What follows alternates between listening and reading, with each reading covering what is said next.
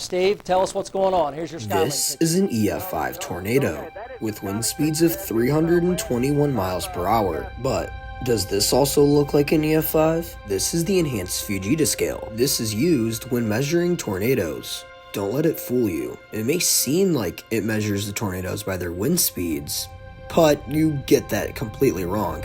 Instead, they use the scale to measure it off of the destruction, or what's left from the tornado. Alright, take a look at this image. Was this EF4 damage or EF5 damage? Don't worry, I'll give you 5 seconds to answer. 5, 4, 3, it's EF4. Yeah, I know. It looks like EF5, but it's EF4. But if that still didn't convince you to think it was EF4, take a look at this. Don't they just look the exact same? Oh my god, would you look at this EF5 tornado damage? I'm sorry, what did you just call it? I said EF4. You're damn right, pal. You better have said EF4. Look at that wall. It's still standing. I want to mention that the EF5 scale or rating is very rare and only given to the tornadoes that are the deadliest and strongest. But sadly, this cannot be said for all tornadoes, as some that inflict EF5 damage still get the rating of EF4. One tornado that is an exact example of this would be the Rochelle and Fairdale, Illinois tornado. In the evening hours of April 9th, 2015, Rochelle and Fairdale would be hit by a monster EF4. In a small town known as Cherry Hills in Illinois was the worst inflicted damage during this disaster. The tornado would turn these houses into powder, literal powder, and the tornado had 200 plus mile per hour wind speeds. This tornado had all the right ingredients to become an EF5. But let's take a look at another tornado. If we go back to 2013, the town of El Reno, Oklahoma was hit by a monster EF5. I mean an EF3. The 2013 El Reno tornado has since been downgraded to an EF3. Many people question why the National Weather Service would do this, and that's exactly when this son of a bitch comes in. You see, like mentioned before, this guy likes to rate tornadoes by their damage. However, the El Reno tornado was only able to hit open farmland. But what other tornadoes have hit Oklahoma? May 3rd, 1999. A large and powerful F5 tornado strikes through Moore, Oklahoma. This tornado had an estimated wind speeds of 321 miles per hour, and this tornado would give itself a name by absolutely obliterating Moore, Oklahoma. Here are some images of Moore, Oklahoma damage.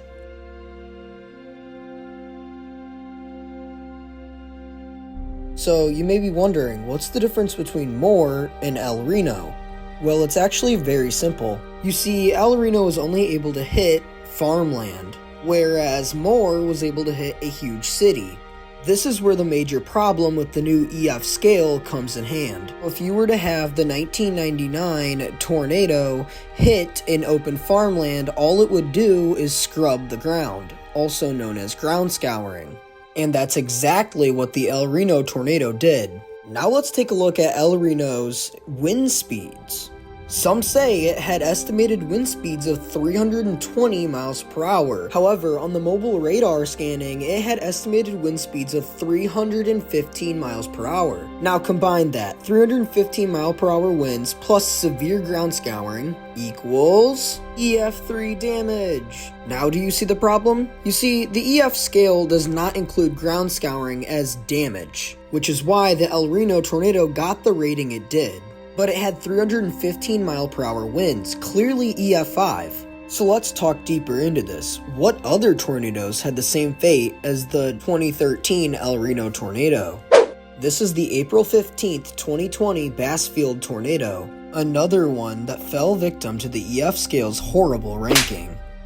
This long tornado was tracked on the ground for 67.43 miles. This is the only known image of the tornado.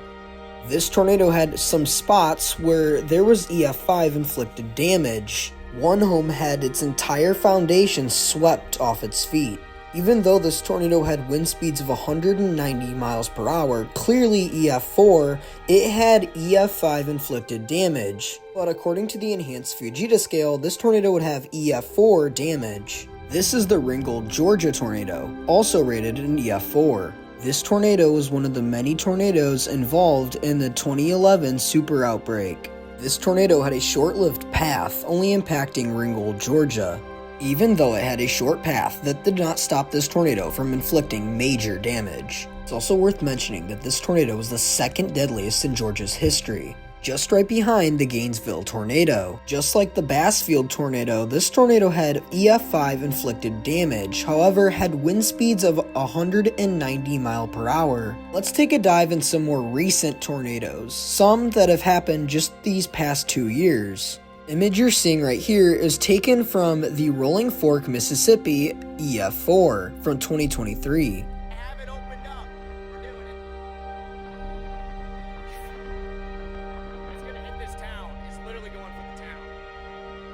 Just as the tornado was about to hit Rolling Fork, Mississippi, it was growing large in size, and pretty soon it would hit the town. Here's some of the damage just outside of Rolling Fork. You could see this house right here had its entire foundation swept off its feet with only a concrete slab showing. Even some of the large EF5 rated tornadoes have the exact same damage. What really makes Rolling Fork any less different?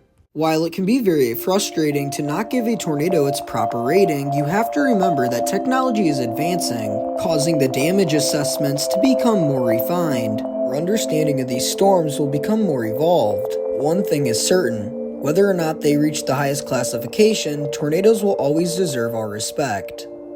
Thanks for watching, and if you like this video, consider subscribing.